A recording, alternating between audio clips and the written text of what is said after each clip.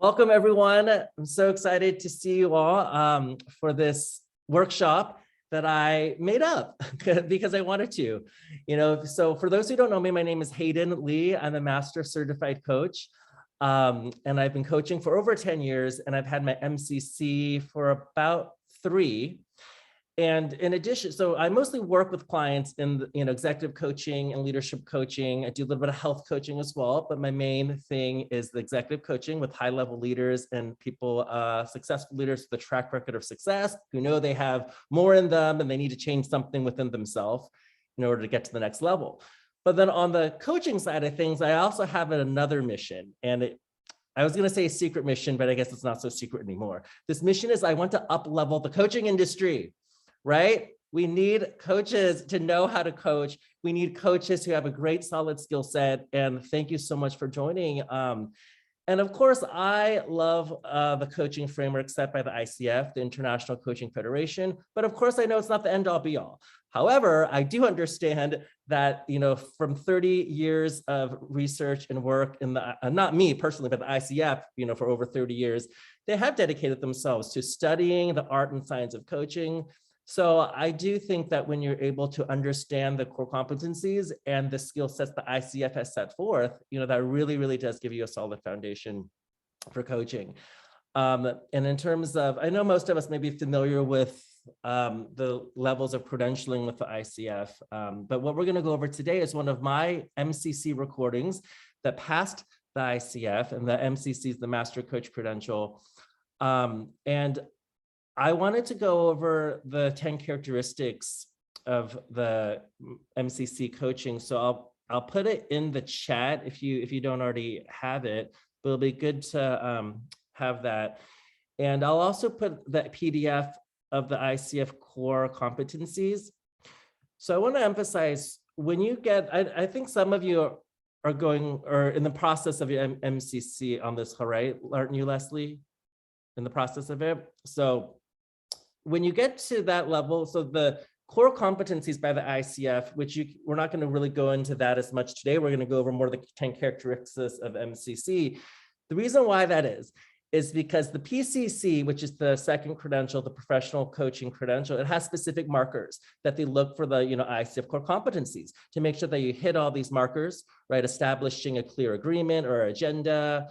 But then what happens after the PCC to get to the MCC, there really are no competencies. It's this level of mastery where it's all about your intuition. Everything you thought you knew about coaching you threw out the window. So the 10 characteristics of MCC, I did not make that up. One of my my master coach mentor, Carly Anderson, I don't know if she made it up or not, but those are some characteristics we went over.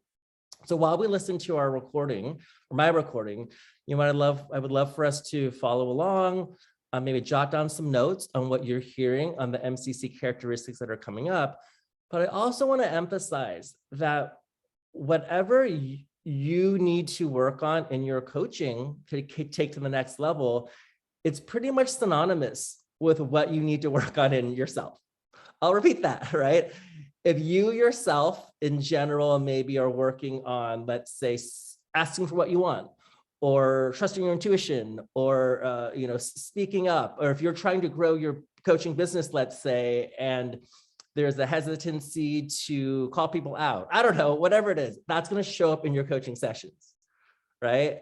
So it's really I always say your level of your business will never outgrow your personal growth, right? So neither will your coaching skills. Your coaching skills will never outgrow your personal growth. So whatever you are working on in your personal development, it shows up in your coaching, right? Any thoughts about that? Actually, I just wanted to see if anyone have any thoughts about that whatever you're working on in your personal development, it shows up in how you coach. Any thoughts, questions about that? Or Lee, I see you unmute yourself, and then Curb. Yeah, go ahead, Lee. I totally agree with that, Hayden. But one other thing I would just ask you about is my sense is with MCC, you still have to absolutely have the disciplines and the core competencies of PCC in place. And specifically, you mentioned the bookends, which is the contracting, and then the other one is the action. And so those competencies, my sense is that they still have to be in place, but MCC just takes you to a different level, and it's so much more about presence. Absolutely. Yes. Thank you for that clarification. Yeah, so it's especially when you turn in your MCC recording. So it's not a free for all, right? So there is a structure in place. Yeah, so there is the structure of, the setting up the client agreement at the end, bookending it with, what you learned about yourself in the actions. But there is a level of, as you'll see in my recording, there's a level of like flow and easefulness that it doesn't sound like you're going through a checklist of the core competencies. It's very natural, where whatever I say is exactly based on what the client just said, and it naturally flows to the next session. So that's a big differentiate between ACC, PCC, and MCC, where ACC really is going down the checklist and even asking permission if I may share an insight, if I may share a thought. And by MCC level, you actually totally drop the asking permission thing, because there's a level of trust, intimacy, and mastery that the client actually expects you to be that mirror and tell it how it is, right? So it is, yeah, but thank you for bringing that out. Yeah. Curb, did you have something to say about that? Not anymore. Just, you're right. You're right. Every time I'm battling something, it comes up in my coaching, and then I think there's some sort of bias where you tend to see it in clients, but it might not actually be what they're working on. But because you're working on it, you might see themes that the clients are working on that thing. And so knowing whether or not it's me that I'm saying in clients, or this is what clients are saying I need to work on. So for example, mine is constantly going to be about power, navigating systems of power. That's my theme in life that I'm always working on. And if I start to see that in a lot of my clients, I have to ask myself, is it because that's what I am and I'm seeing it in others? Or is this what we're actually contracting on, and maybe it's a little bit of both. So am I attracting those sorts of clients? So it's an interesting little ball of bias and intuition and empathy kind of wrapped up that, you can sort through for years. Yeah. Probably. Yeah, absolutely. And it's just something so to be aware of. And for those who may have known me or been following me for a little bit, I'm very passionate with the Enneagram, right? I know many of you know that. And the Enneagram is awesome. But also what I've mentored over 100 coaches, right?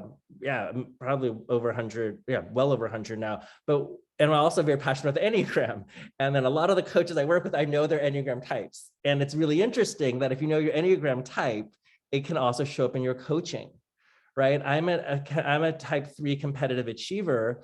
So I'm very action biased. I love getting stuff done. I'm competitive and I'm about achievement. And then sometimes I have to catch myself if those are the types of questions I'm asking.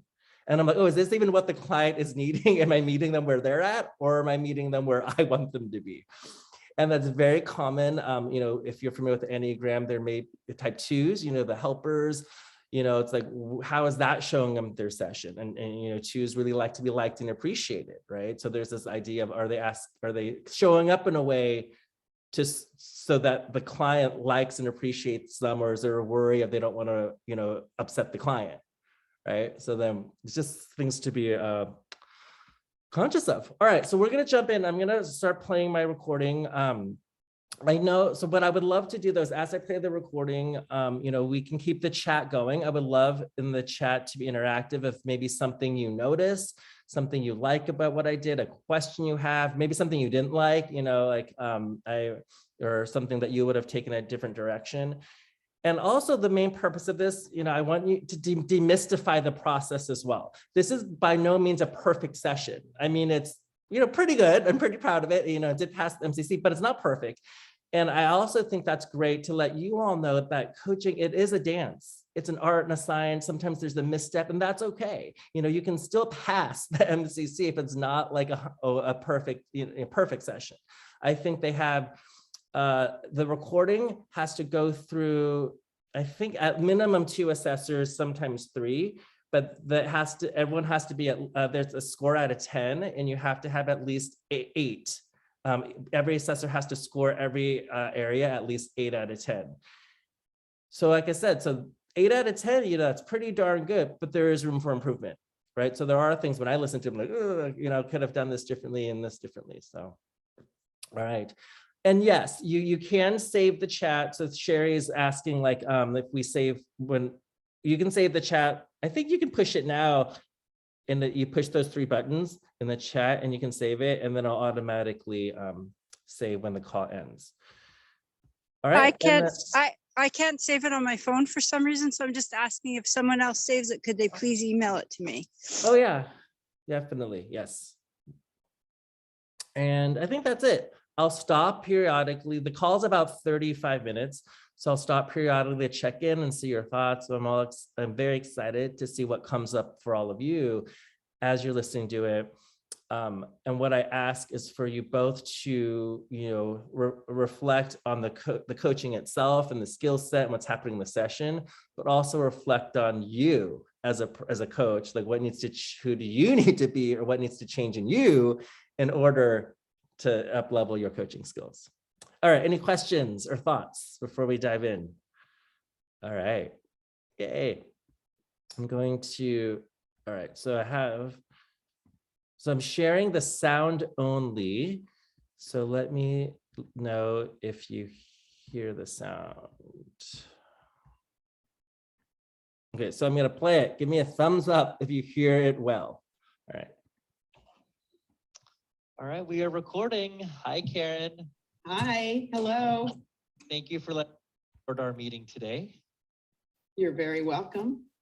So yeah, what are you bringing to our session today? So today what I'm bringing is a little bit of apprehension. I am tomorrow night going to my first real networking event where it's not an audience of people like me. It's an audience of potential clients or certainly folks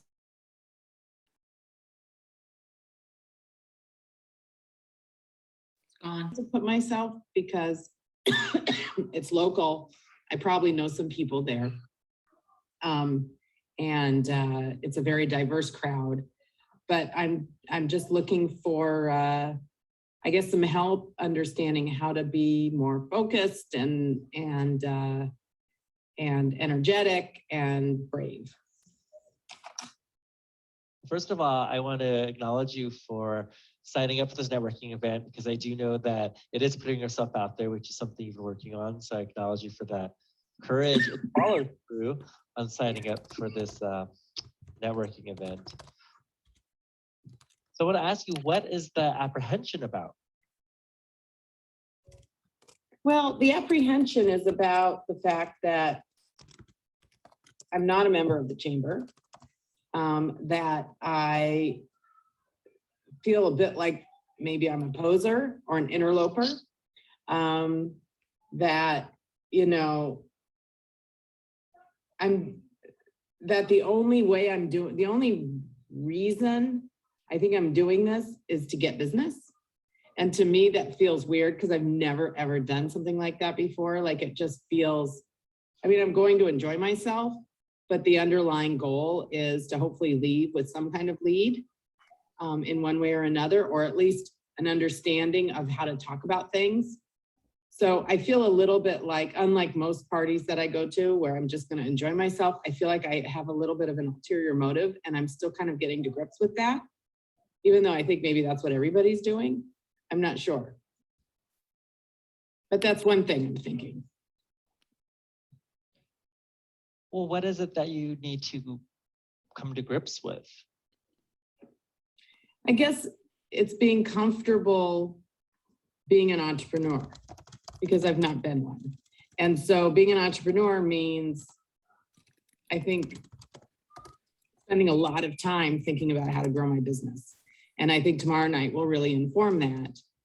And it's just not something, you know, for 20 years, I didn't do anything like that. Or for my whole life. So I guess I'm still getting used to the idea that, you know, conversations that I'm going to learn from people and understand and get feedback from people, which is going to help me in my career. I've never really thought that I needed to develop my career. And in the last year, as you know, that's something I've really been focusing on. And then what are you learning about yourself as you develop your career? That it's fun and that I can do this. So unlike maybe 6 months ago, before I met you, I'm not scared about tomorrow night. I'm just a little apprehensive, and it's just going to be interesting, you know, figuring out where I fit, you know, in that world. And, you know, obviously I'm not going to walk around selling myself everywhere. It's going to be much more about just making connections and familiarizing myself with people. And so I'm looking forward to that. But yeah, so, but I feel, it makes me feel good to know that I'm doing it. It makes me feel proud to know that I signed up. Hold on, I paused for a second because I just realized I'm playing the audio, but I'm going to try to actually share the sound and see if it is better. All right, hold on. Okay, so I'm playing it again and tell me if it sounds better or the same.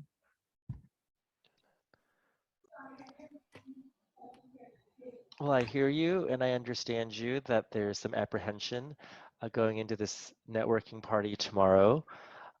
So what would make this a successful session for you today? I think if I have, you know, a better sense of what it's going to be and kind of a sense of what my goals should be. Sorry, I realized I like jumped in right when I was setting the agenda. So I'm going to rewind it for 10 seconds and play it again because that was an important part, right?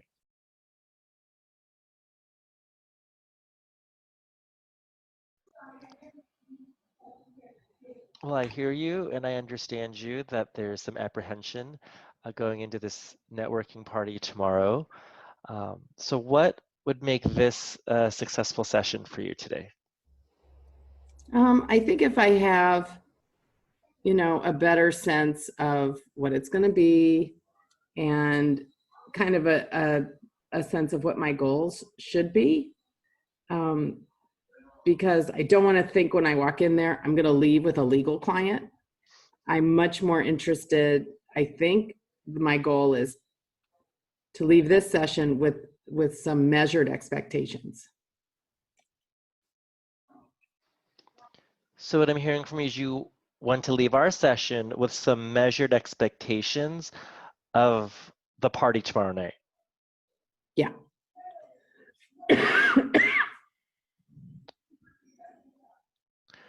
Okay, and then if we are able to have these measured expectations of the networking party tomorrow night, what will that provide you that you currently don't have? I think it'll provide me with a sense of purpose for tomorrow night and a sense of focus, as well as it'll just relax me a lot.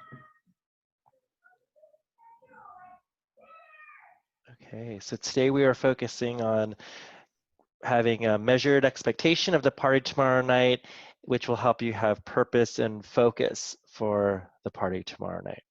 Yes. Got it. What do you think is the biggest change that you need to make in yourself in order to have that happen?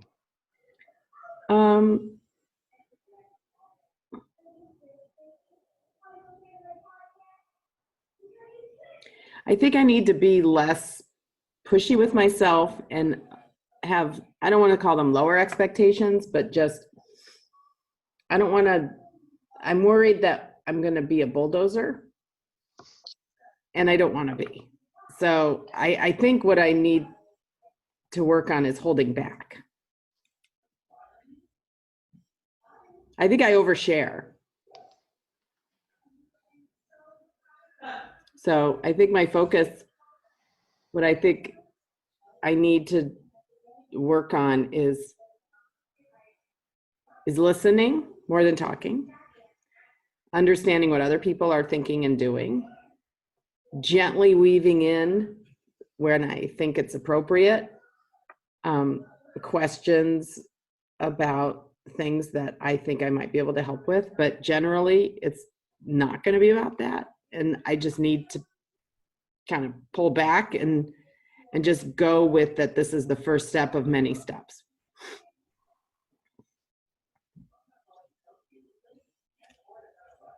So instead of a bulldozer tomorrow night, what do you want to be?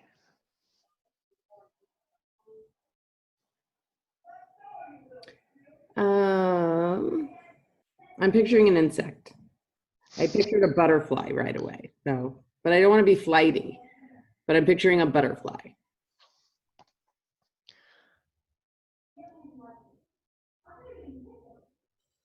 So tell me more about this butterfly.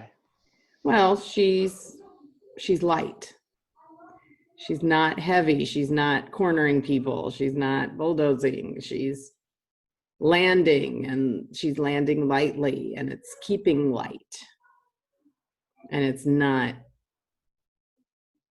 not focusing on anything other than just getting to know people.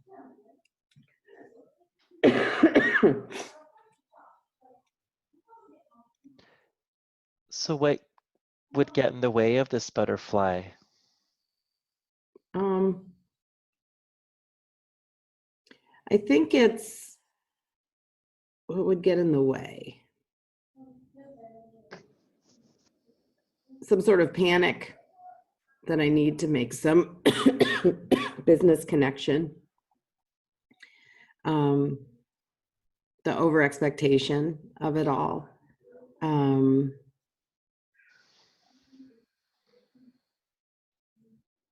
Staying with one person the whole night, which is something I do. Butterflies don't. They fly away. I think the goal, and you and I had talked about this, but I think one of my goals should be to set up additional time with people. So if I'm enjoying time with someone, rather than spend the whole time with them, say, oh my gosh, let's have lunch. Let's exchange information. I'd love to continue this, and then fly away and land on someone else.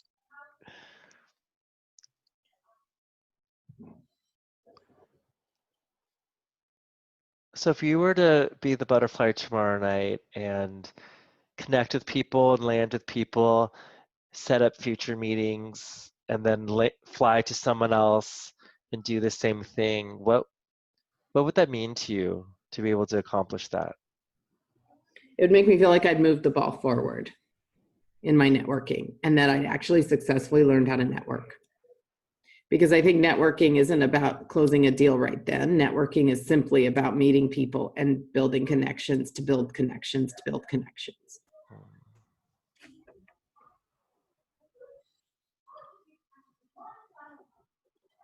So what I'm sensing is that it's been a while you had to network in this way as an entrepreneur.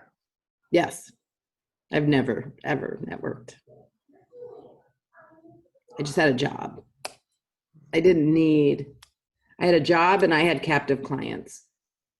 And I didn't need to earn my clients. I didn't need to build clients. I wasn't allowed to build clients. I had exactly one client, and that's my only client that I could have. There was no need to build a new client, ever. So, yeah. You said no need to earn clients. Yeah. I mean, when I was at my job, I felt like I earned them because I wanted to make them, I wanted to feel valuable to them, but I knew deep down they had no choice because I was their lawyer and they had to listen to me. There are other lawyers that acted like the entitled, and I never did because I never really felt entitled, but I was entitled. And it gave me a lot of comfort, and I could take for granted, my safe space where I could just be whoever I wanted within this framework pretty safely.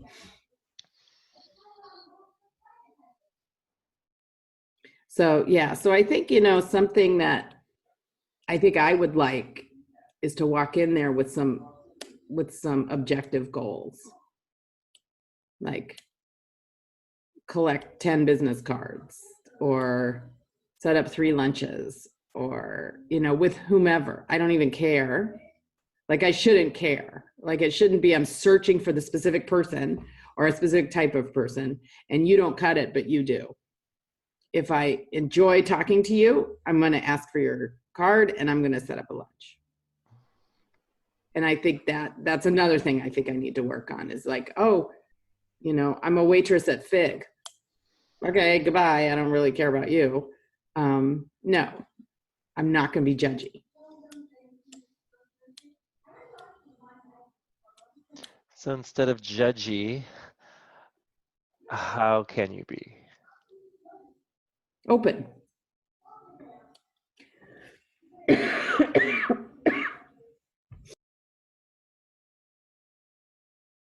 All right, so I'm going to pause here for a second.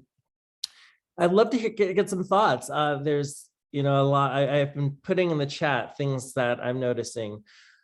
Yeah, so what's going on with you? What are your thoughts so far? I just wanted to put out there too now, I think I had gotten comments that I didn't ask about her coughing.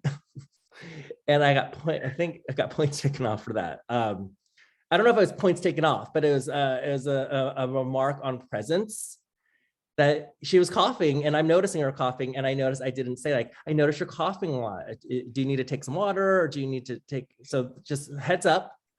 If there's dogs barking, children screaming, people are coughing, someone's at the door, address it. Because then they'll say that you're not present, right? So as I'm listening to him, like, gosh, she keeps on coughing and I never asked her if she's okay. But I would love to hear from some of you, like what's going on for you right now, Seb? Well, I just love I love that you took her metaphor and just gave her an opportunity to, well, what do you want to replace it with? And frequently you're telling her, she's telling you what she is and what she expects and what she, all these things about how she's showing up, and you're just giving her the opportunity to choose something different, to create something different in its place. And I'm just loving that. Yeah, thank you. Yeah, the metaphor, she offered the metaphor of the bulldozer. So then I took it and then asked what she would like to be, right? Repeating of the language is important. If you remember from the get-go, she used the word apprehension. So I asked her what's the apprehensions about. Yeah, so that's important. Make sure you use the client's language. And then the specific question I asked about setting the agreement or the agenda is what would make this a successful agenda for you today. And of course, there's always, when you set the agenda, there's always the session outcome, which is the session agenda. And there's always the deeper agenda is what she needs to work on in herself. I'll do Lisa and then Leslie. Go, Lisa. So one of the questions in this space is, I think you didn't ask what the difference is between the scared and apprehension. How do we need to know the difference? I mean, do we need to talk about the difference in that space, or is that just a thing? That would have been a great direction, that if that was what was occurring to you, that would have been a great question. Like that wasn't occurring to me at the moment. Yeah. Right? Okay. Yeah. So that's another thing is it's what you sense in the session or what you're curious about, ask about it, right? Because, we're all, we could all have a session with this client and it all would have been different and all could have passed the MCC, right? It's just, it's not so much what we say, but it's more the act of trusting your intuition. Because remember when I said something also about, I'm sensing that you haven't been to an event like this for a while. So it's because that was what I was sensing. So having the courage to share what I sense, that's a huge MCC thing. It's, trusting your intuition and asking about it. Because if you have a thought that you're sensing and you don't share it, it can take you out of that presence. Because I'm like, oh, should I say it? Should I not? So if you're having that inner battle in your head, I was like, oh, I'm wondering if she's hasn't been to a networking event in a while. Should I ask her? Should I not? All of a sudden, I'm not listening to her. So as soon as I'm like, oh, I'm sensing she hasn't done this in a while, I said it so I can release it out of my brain and then be present with her. rather than thinking about whether or not I should ask the question. All right. Leslie, and then Mandy. Go, Leslie. Yeah, I think that's a really great point, to let that go off of your brain, because if you don't, it will circle like a airplane that can't find a place to land. A couple of things that I'm jotting down notes. Writing down all your questions that you're asking. The difference, that for the first 6 questions, you give no reflection, no summary, no nothing. You just allowed that to be, and then you put her words into your next question. So I thought that was an interesting way to kind of combine questions reflection by using her words in the question without an actual reflection. I thought that was pretty interesting. The other thing is I wrote down, and you addressed it. You said, different people would catch different things, and just like Lisa said before, because the metaphor for me, what I was hearing, I wanted to know, how do you transform from a bulldozer to a butterfly? Like, what is that process like? Because that's what I was curious about. Like, how do you get there? Like, but you said, that the things that come up for each one of us are going to be a little different, which would potentially go to a similar outcome. But, that's what I wrote down. I was like, ooh, how's she going to get there? I don't know. I'm so curious. And I keep a sticky note from all of my times before, just be curious. And that's what I hear also in this. So those are the 2 things that are really standing out to me. That whole idea that there's no reflection at the beginning until you start setting the agenda. Oh, you also didn't connect with her. You drove right in, which made me curious, like, was there a time constraint? Or, you're like, hi, I can't remember her name.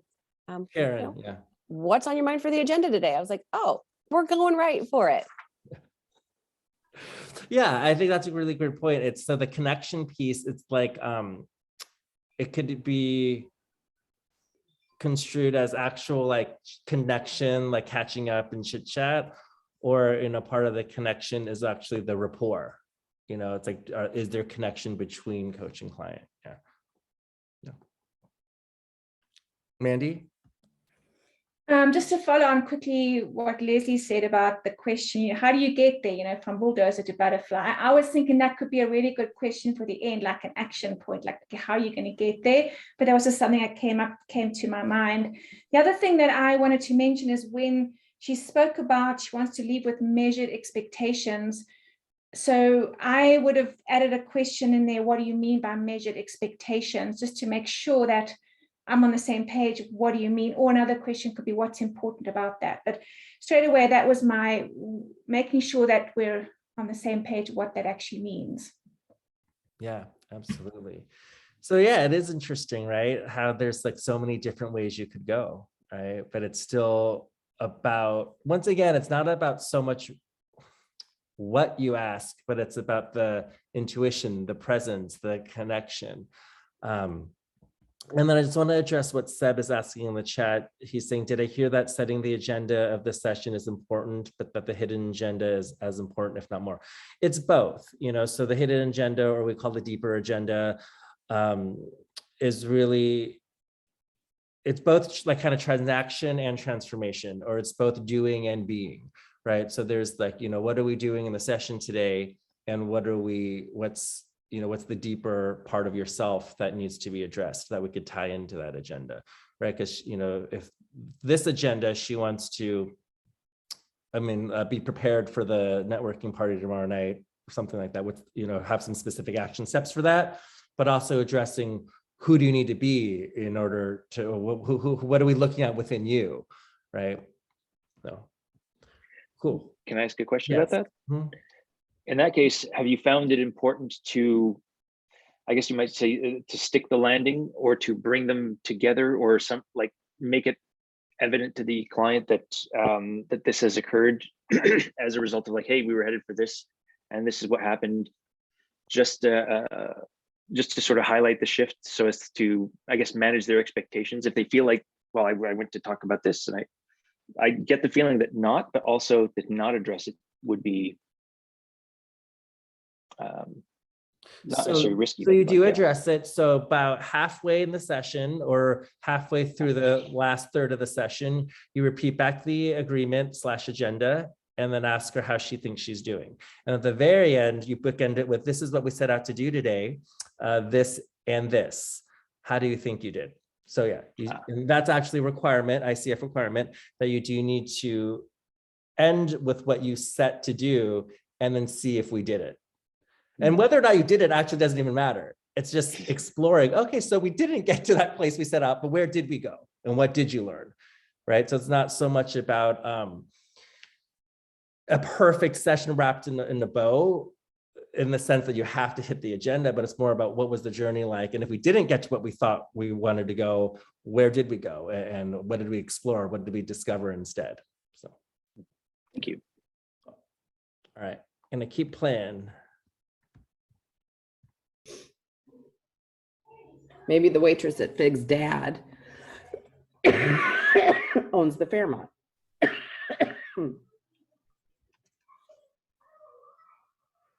Or maybe she's just a nice person. Sorry. It's okay. Yeah. But to be open and would be important to me. When you said open, I noticed you kind of looked up and you like put your hand up and your energy went up for a second. What happened? Yeah. I mean, open is looking up. It's seeing what's possible. Judging is pre-concluding, which is something I've been working on. Still, Liana, did you have a question? Yeah, it's a question and observation, actually. I noticed there was a certain predictability in the way you ask questions, which I liked. So you ask a lot of times, instead of, how do you want to be called? Instead of, how do you want to be that? So the question was, how do you keep that style, who you are and your way of coaching, while at the same time adapting to the different client you have in front of you? Which style are you specific? What do you mean specifically? Like you're asking how do you keep your own style while also? Yeah, your own style. It's first time when I'm listening to your recording and hearing you coach, but I picked up towards the end, I said, there is a certain almost pattern or a style in your way of coaching, which I found comforting. Do you know, it's like you warm up the brain. You feel like, I was like, oh yeah, he asked that question before. And it's like towards the end, it's almost like my brain was better prepared to answer your question if I was a client. So is there something in your own coaching that you feel is not as comforting? Oh, good question. Yeah, I wonder about it because, of course, I'm more exploring different styles and methods. But at the same time, as I'm listening to my recording, I do notice the style. And of course, my dilemma is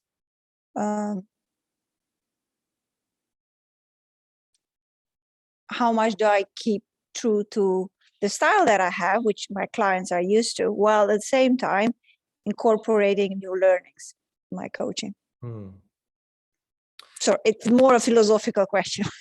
Well, I think that's a great question. I mean, to be honest with you, I think we all have a style, but I actually don't really think, I haven't really thought about doing my style, like for this specific session specifically.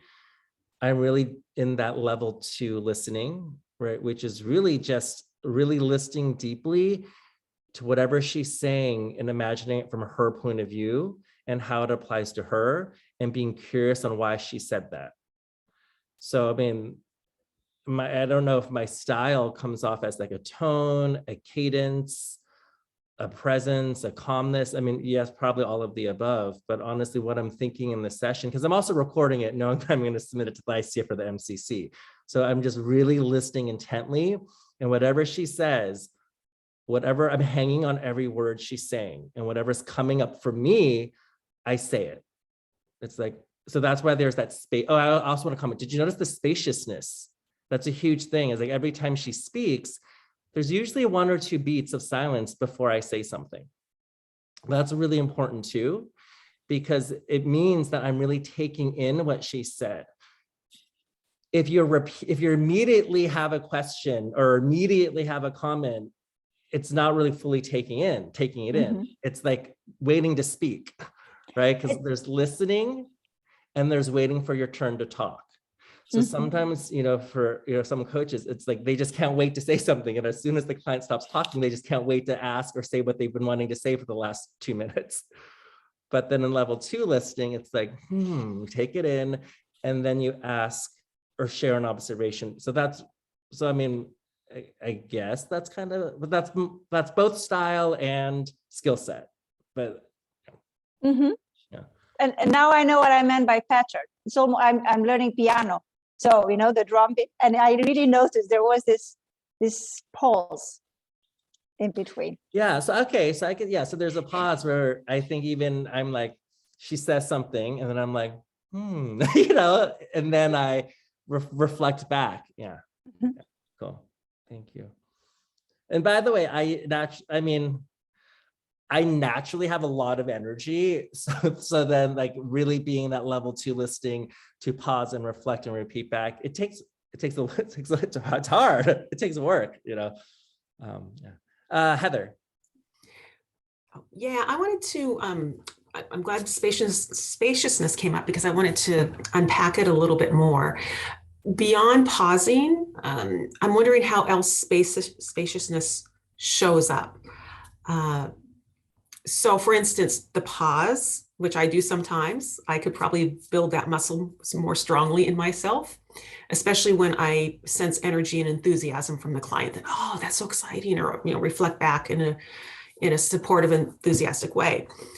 I'm also wondering how else spaciousness shows up. For instance, sometimes what I will do with a client, if my intuition calls, I'll say, let's slow down for a moment, or let's take a long breath together, or look inside of you. So I'm just, if you could, Hayden, also see if peeling back that onion of spaciousness and how else it might look. Yeah, great question. So yes to exactly what you just said. Spaciousness can also be creating a space that, and it goes to vulnerability. So you see, vulnerability is one of the MCC characteristics. And I want to emphasize, I think I added in parentheses, vulnerability does not just mean inviting a safe and brave space for the client to be vulnerable. It's also you, the coach, being vulnerable. And what I mean, and that could go hand in hand with creating space, meaning the coach can be like, well, there's a lot that you just said, and it's like I'm overwhelmed at the moment. Whew, let's both take a deep breath so I can catch up. That's vulnerability too. To even say as the coach, sometimes it's like, that maybe you feel a little bit behind, or maybe like, I'm not even sure what to say at this moment, or it's like, wow, I'm kind of baffled at the moment. Or it's like, wow, this is really tough right now for me. Like as the coach saying that. So I said that I think can also, but yeah, so creating spaciousness, let's take a breath, commenting on the energy in the session. It's like, oh, I feel like we're moving really fast right now. I need a second to take a deep breath, because so would you join me in like, let's take a deep breath and slow down for a second. Yeah. So I think there's that.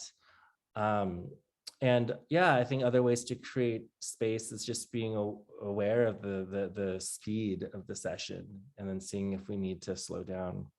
Yeah. Any other ideas from anyone else, with Heather's question on what spaciousness means to you besides pausing, silence, and inviting slowing down? Lisa? No, I'm just curious. I put it in the chat. What is the difference between we're not supposed to lead that client. We're doing this dance, we're following their lead, we're doing all these wonderful things with what the client is saying. And then we're saying, let's pause, take a breath. So I've done that. I've done both. And I know but I'm looking for the ICF approval is where I'm going with this, not in a normal day-to-day cadence of a session, but in ICF, how will they not judge that as me basically leading and taking over on what the session agenda is in that moment? That's a great question. So speaking to the MCC level, once again, there isn't even specific MCC markers. But what that is it's you trusting your intuition and being able to say, oh, I think we need to slow down for a sec, or I think the energy is really fast right now. But it could also be reflecting. You could also say, like, it seems like we're moving really fast right now. What are your thoughts on that? Or it's like, oh, I'm sensing a lot of fast energy. I myself feel like I need to take a breath for a second. How do you feel?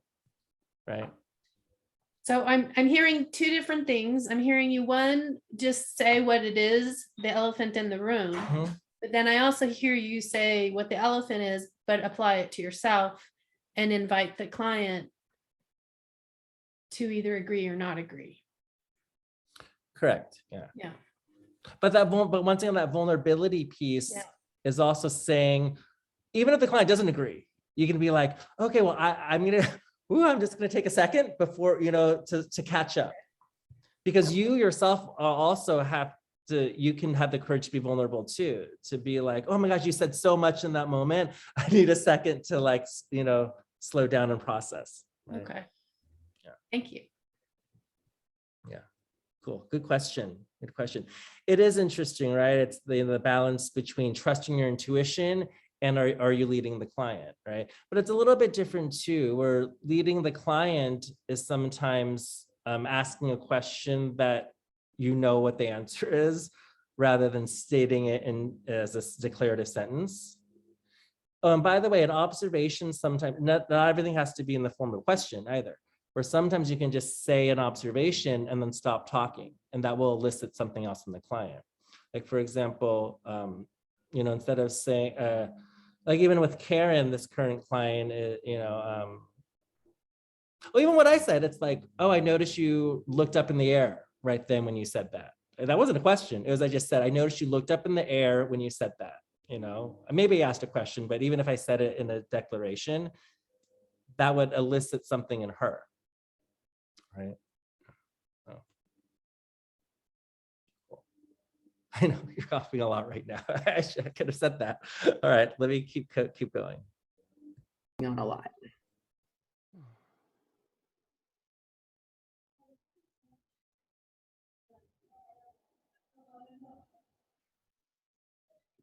So what's possible for you if tomorrow we're open and become that butterfly flying around, making connections and being open?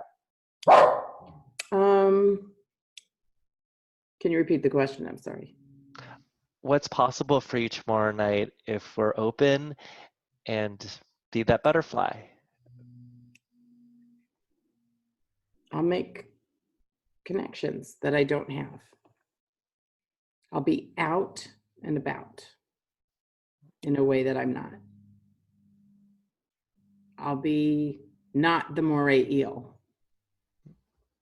I'll be closer to Mr. Ray.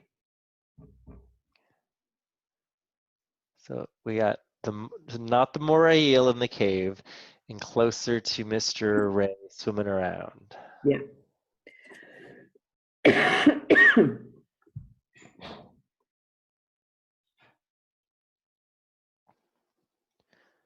So what would that experience be like to be closer to Mr. Ray?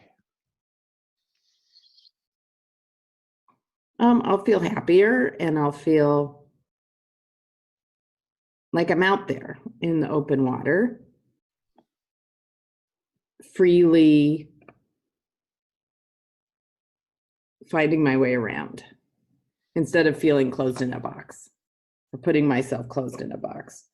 Because I can't grow my business closed in a box. I have to grow my business out there. So what would you like to do with this box?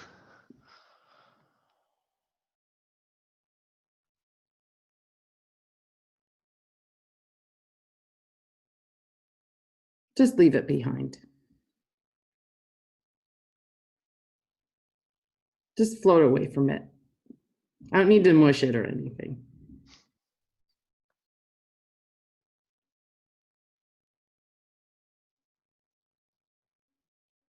I notice there's an energy shift in you right now when you're imagining just leaving the box behind. Yeah. Just walking away and not going back. I don't want to go back. I like the box. It's very safe. But I need to be out of the box to do what I want to do. How will that feel to leave that box and not go back?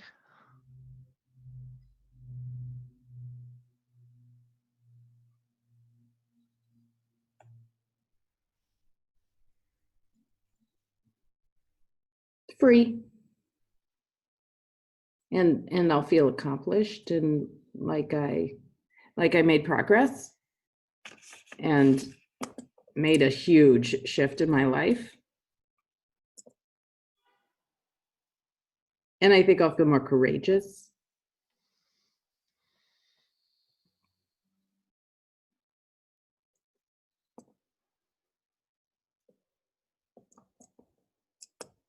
So we have about 10 minutes or so left on our call.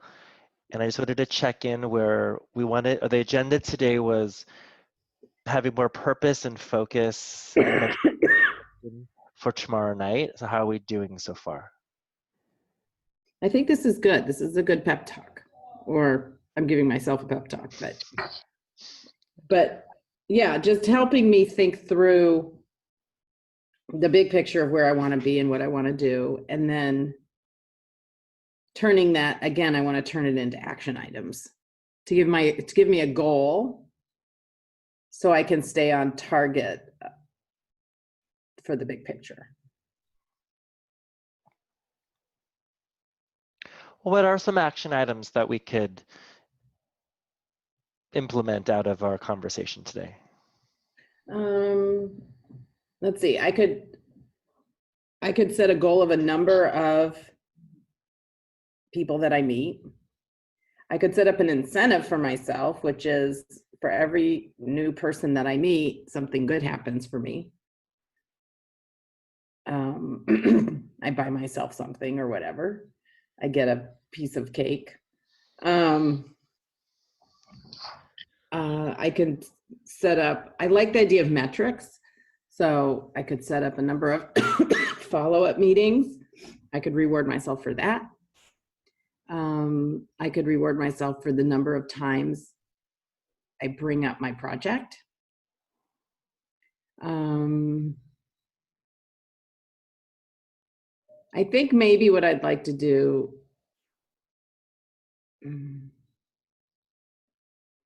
is, well, I'm just not sure. Like, I'm not sure what's going to work. I'm not sure what.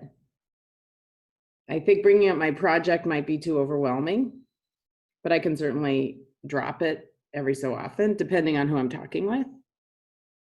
But certainly trying to meet the most people, I think, is the goal for me, because otherwise I literally will end up talking to the same person all night. So I think I shouldn't walk in with 6 goals. I should walk in with 1. And that is trying to meet as many people as I can. And if I can get to, I mean, I don't even know what a normal number would be. It's 2 hours. Is that right? Yes. Right. So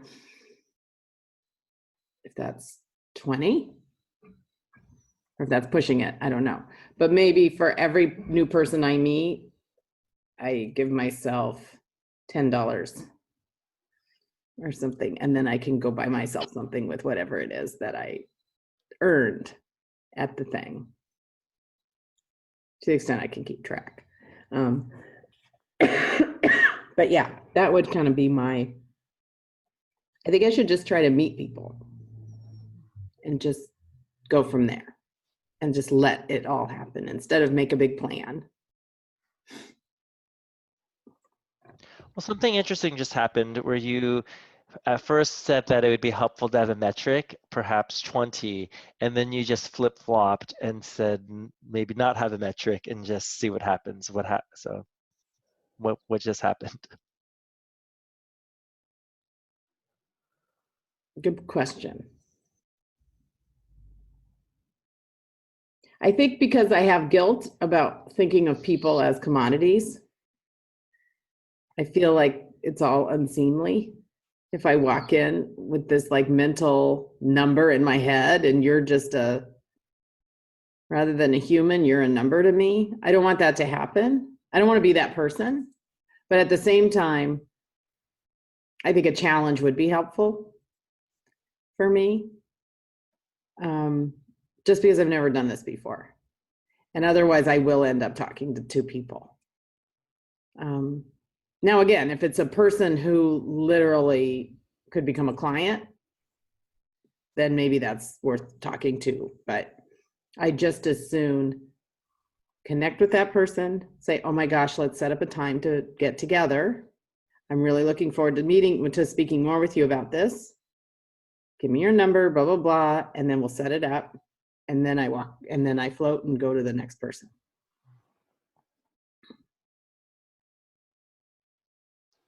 So Because Karen, to me, all of a sudden I'm envisioning walking up to a person and introducing myself, and that does not sound exciting or fun. So I think saying I'm just going to walk up to people and say, hey, hi, I'm Karen. You are Jim, because I see your name tag. Do the name tags say where we work? Do you know? Or do we make our own name tags? How does you make your own name tag? Okay. So it's just going to say Hayden Lee.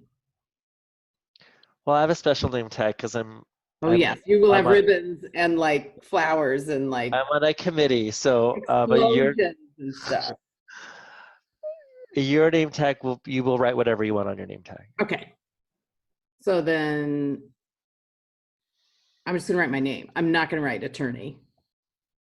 I'm not going to write Arnold and Porter. Just going to write my name.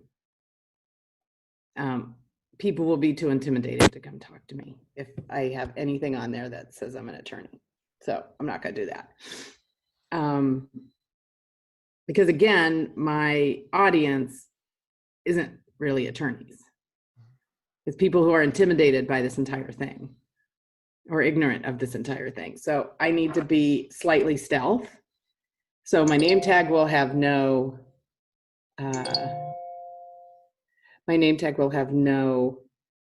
identifying thing unless every single other person is doing that. And then walking up to people, standing at the cheese plate, I'm just going to introduce myself, like it's the first day of college. Hi. Yummy cheese.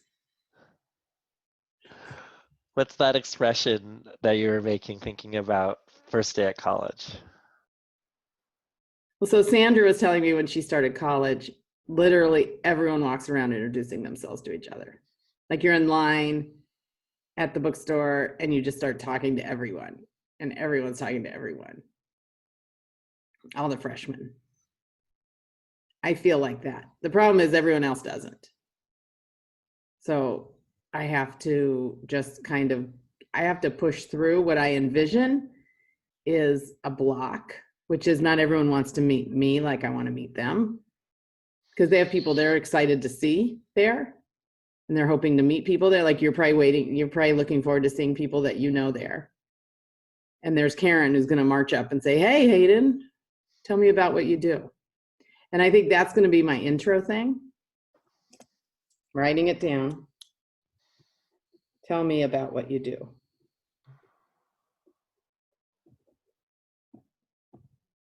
And we'll go from there. And I'm mostly gonna ask questions and listen. Then if they ask me, I'll talk. So it sounds like you have a plan of what you want to do tomorrow night. Yes. I'm gonna give myself $10 for everyone I meet. And my intro is going to be, oh my gosh, hi Hayden, it's so nice to meet you. Tell me what you do. Tell me about what you do. Or why are you here? What brought you here? Something like that. And that's it. That plus meeting people, that's it. And we'll just go. I just wanted to share my insight that you mentioned earlier. Something that you really want to work on is also not being judgmental and to be open. I did notice though that there were a couple assumptions that you made that people might not, they may be intimidated by a lawyer, or that you want to meet people, but everyone else there not necessarily wants to meet you. I just heard a couple of assumptions and judgments there. Yes, thank you for acknowledging that. You heard correctly. I do believe the thing about the attorney, but I don't believe the thing about they don't want to meet me. That is a flag I'm throwing up. That is not based in evidence. My experience talking to like all the moms that I know is that they're intimidated by the fact that I do what I do. And, you know, the other night when, you know, I was trying to be vulnerable, a lot of that is to break through that, because every single person in that room thinks of me as, I think, intimidating. And that's always something I never wanted. I always wanted to be an everyday person. So.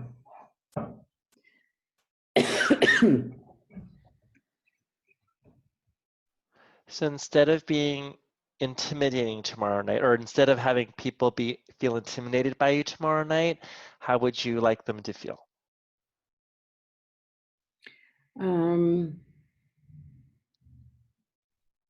Happy to have met me.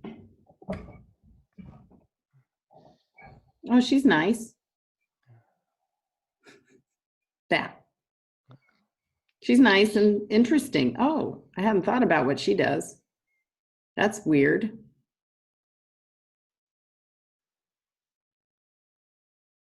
And then what's an everyday person like?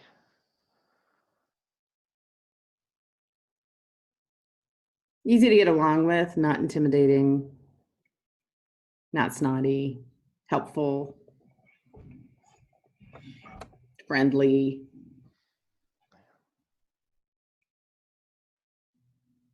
So as we just have a few more minutes left on the call, I wanted to confirm the action step that you want to go into tomorrow night is meeting as many people as you can, and then rewarding yourself by paying yourself $10 for each connection you make and setting up a future meeting with them. Is that correct?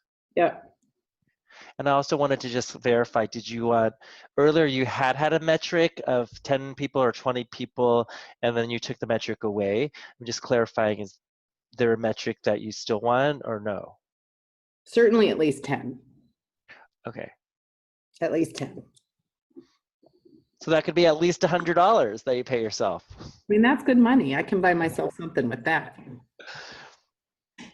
So is there a system of support or accountability that you would like around this action tomorrow night? So I can come up to you and tell you a number.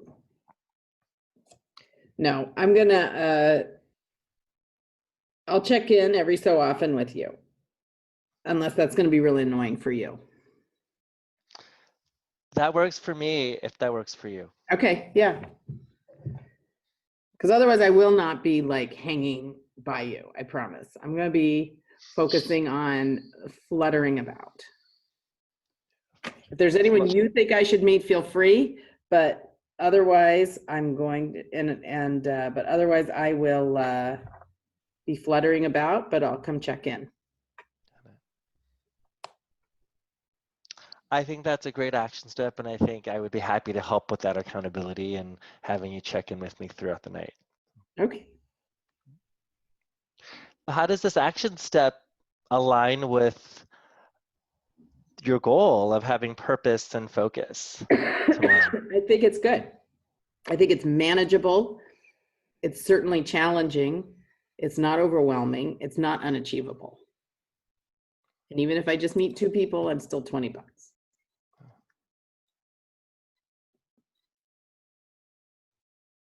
So what did you learn about yourself on our call today? Just that I can come around, that I can develop strategies. I'm continuing to be able to develop strategies that get me in through situations that are scary.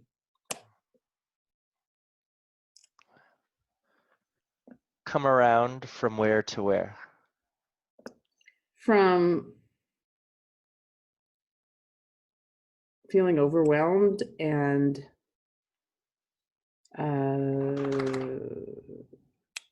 an imposter to feeling like I'm no different than anyone else in this room.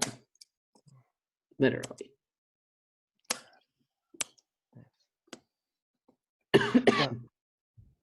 So when you feel that way tomorrow, that you're no different than anyone else, what's going to be possible for you at the party? I'm going to feel confident and I'm going to accomplish my goals.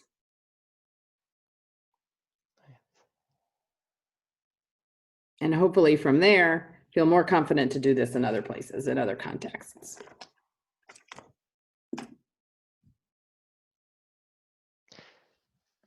So what did you learn about the situation, about the party tomorrow night?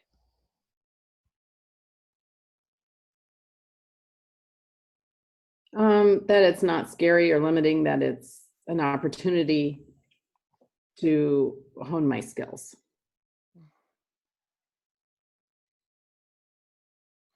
Of talking to strangers about myself. And how will honing that skill of talking to strangers benefit your life? It'll make me feel more confident, and then I will act in a way that is more confident, which is I will be able to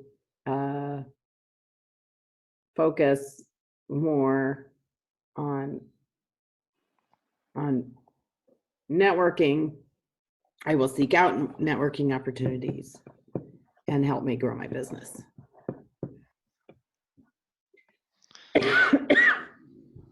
Well, Karen, the agenda today was you wanted to talk a little bit about the networking party tomorrow night and have some measured expectation and some purpose and focus. So how did we do on that agenda today? I think we did it. I feel good. I feel ready. Nice. What is your biggest takeaway today? More confidence. Prepared. A sense of purpose. Well, thank you, Karen. I want to acknowledge you just even in this session, you realizing that you can have purpose and focus at the networking event, and I acknowledge your courage to do this for the first time in many years. Thank you. Thank you. Is there anything else that you would like to say or touch upon before we end our session? No, thank you very much, though, for your continued guidance. You're welcome. Well, good work today, and I'm excited to see you tomorrow night, and I know that you're going to be great. You're Thank going you. to have purpose and focus. You're going to be that butterfly. I will see you tomorrow night. All right. Thank you. All right. Thank you, Karen. Thanks. All right. We are recording. Okay, can you all hear me now? I had to put on my headphones. That was 36 minutes. Yeah, there's 36 minutes. You know, it's funny though, as we were listening to this, it just hit me. I'm like, oh my God, I can't believe I'm sharing this. I'm having such a vulnerability moment right now. Y'all are like, I can't believe I'm sharing this.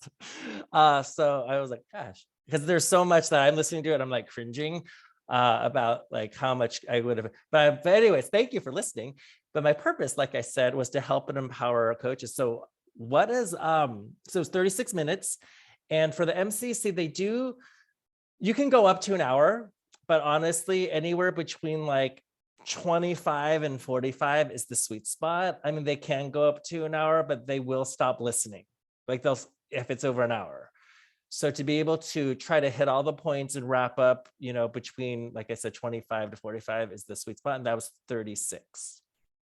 So I would love to hear from as many of you as possible, like what are some insights you had on, I guess maybe I could phrase it in both the session, what you noticed, something that was cool, and also what you noticed, maybe something yourself that you maybe could work on that could help you in your coaching.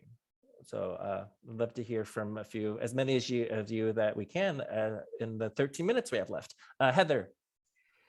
So I noticed that you were spacious with all the actions and what she was going to do moving forward, and you really peeled that layer down and spent, I would say, spacious time. I'm thinking, about myself. It's like the last 5 minutes of the session. Okay, client, what you gonna do? When are you gonna do it? I appreciated hearing someone else take more deliberate time and ask more questions about the actions moving forward and what those actions mean, et cetera, et cetera. So thank you very much. It really was a great mirror for me and my growth as a coach, and where I can test out and try a different way of reflecting and working with the client on their actions. Yeah, thanks, Heather. Yeah, to that point, the actions you create at the end, you do need to tie it back. Oh, yeah. Yes, I definitely do that. Yeah, but yeah. You just spent more time. Yeah. I mean, I don't know how much time you spent, but clearly it was a lot more time than I spend on actions. But yeah, definitely trying to dig deeper. Like, what's the meaning of this action? What's the purpose of this action? How is it mean? I think it did ask, how is this meaningful to you? Something like that. Yeah. So cool. Who else would like to share an observation that you had that you can change in your coaching? Yeah, Seb. Or you would like to improve in your coaching? Yeah, Seb. So I love the question that you put when you said, is there support or accountability? The accountability that you want in service of that. Even though, I mean, I wouldn't go all the way to accountability. I guess it depends on the coaching, how you approach it. But I love having that as part of the action because I've noticed that I would say, like, reach out if you need it, that sort of thing. But to tie it into the actions and say, like, let's make it a direct link between what you're going to do and what you want from me in terms of support throughout that all important time between two sessions, I thought was really impactful. So I'm definitely going to implement that more. And I've noticed something as well, and I don't know if anyone else does this, but I'm wondering if, because you guys were very focused on what you were trying to do, it allowed you to explore a lot, yet still in like 35 minutes and get to something critical. And the idea, you didn't stay into theory too long, right? You had this round where you were exploring her thought process and you switched around and give her different ways of being and brought it back to the being. But I guess what I'm noticing is that you didn't try to leave her feeling ready for this, so to speak, or you didn't wait to like completely reassure her about everything. It's just like you sort of set everything in motion, then attached actions to it. And I thought that was to me, it seemed very impactful and more focused. Thank you. And what specifically would you like to bring into your coaching as a result of our time together today?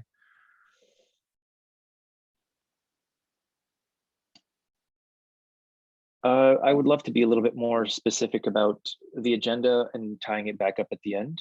I see how that could be more powerful for the client. And definitely, like what I was just saying, it's the it's okay to like not necessarily cut things off, but yes, take the time to explore, but then yes, make sure that you dedicate a full third of the session to action and reflecting on action steps as a result of that. So I want my coaching to reflect that more as well. Thanks, Seb. Anyone that we haven't heard from yet, or anyone that has talked, is any of the other insights or what you want to change in your coaching being that you took away from today? Lee, did you want to share? And it's way dark Thanks, now Hayden. in South Africa for you now. I've got a little lamp going here. And I think what really struck me and what I really appreciate about your way of asking your questions is that you're so succinct. And I think that my style of questioning can sometimes be a bit rambly. So I think that was really, really helpful for me, just to realize that, you know, to just be economical and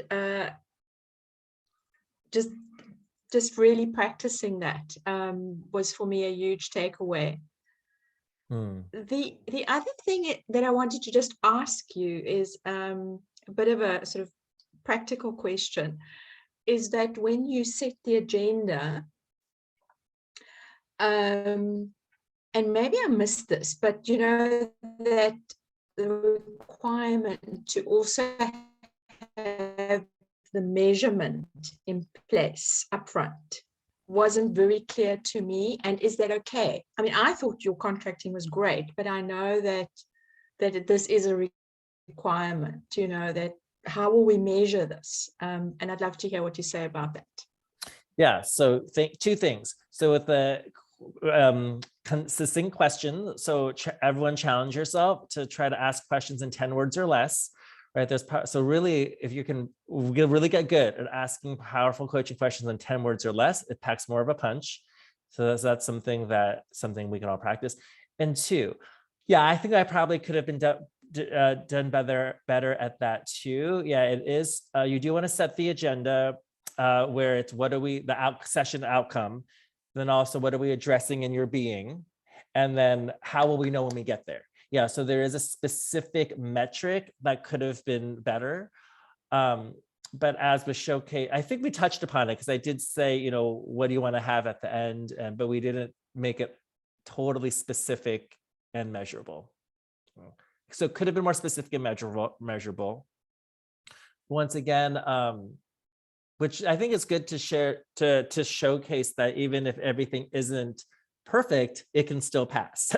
But yeah, so I don't remember getting specific. When I hear it, I noticed I could have been more specific, but I didn't get specific feedback on that either. But yeah. Thanks, Lee. Okay, Lisa. Oh, and just kind of continuing your conversation, there's no way in our sessions can we address every single beautiful nugget that's dropped. And the idea of what you're sharing with us, Hayden, is that we're not required to. Correct. Yeah. It's definitely, I mean, I think that's part of the reason why I wanted to share this, is to, like I said, demystify the process, that you don't have to be perfect. But it is really hitting the essence as much as get the essence, you know, when there are some specifics like set the agenda, come back to the end. But I really, like you said, Lisa, I don't think there's this pressure to hit. I mean, there's so many different points to hit, because if you hit every single one, then it does sound formulaic. It doesn't sound natural. So incorporate it as well to let it flow. Oh, cool. Well, anyone else want to share? Hayden, I'm just curious, will you be, you said this is your first time doing this, and thank you. And thank you for your vulnerability and your openness and inviting, open invitation to us coaches to experience this and learn from you. I'm curious if you're thinking about doing future kinds of gatherings like this, or where you are just in your thoughts and your feelings about beyond today. Yeah, thank you for that. So I want to create actually like a program that called like the craft, where it really is like honing and mastering our craft. So I don't know what it is yet, and I'll need all your help to maybe help me build it. But it's going to be something around like this, where we also listen to, because I'm creating a database of other of my MCC friends, and we're all putting our own recordings in that database. So we're all going to listen to them in spaces like this. And then also having one, and there's meetings where we play one of your recordings and we all listen and dissect it. So there's going to be this coaching group, this program that I'm building out. So I don't know what that looks like yet, but hopefully I'm going to send out an email. I'd love to all get your feedback and to see what that would look like. So there are things in the future coming along. Eventually there might be a paid program coming out of it. I'm not sure yet, but yeah, I think this was a valuable space. And if you don't mind, I'll email you to get feedback too on what worked well today, what could be better, because I'm always, learning and growing. So yeah. Also, did someone say they would send Sherry the chat? Okay, thank you, Heather Bunch. So make sure to save the chat, email that to Sherry. But yeah, I will also look out for an email for me about what I'm thinking about doing, what I want to do with this. So I think it was valuable, and I think it was really fun. And I value all of you. And yeah, I think that's it. And then also, I just wanted to say, if anyone this is totally not related to this, but I do have my Enneagram group program coming up starting February 10th. Heather Bunch was in it before, and so is Peter. So if anyone is interested to learn more about that, it's actually quite good. And there is this idea of the more you learn about your Enneagram, you can also see how it shows up in your coaching, right? So you can feel free to reach out to me about that. And yeah, that's it really. Like, I didn't have any other main point for today, except to, like I said, I am on a mission to up-level coaching in the world. So this is part of my contribution to do so. So any other thoughts, questions for today? All right, well, let's go ahead. Thank you, Hayden. This is really valuable. Thanks for taking the time doing this for us. Yeah, thanks, Allison. Agreed. Thank you very much. Yeah, so good to see everyone. Let's go ahead and unmute ourselves and say bye and send each other love from all corners of the world. Yes. Thanks, everyone. Bye. Nice to meet you all. Bye. Bye. Thank you. Love you guys. Lots of love from Bye. Cape Town. Yes, good night.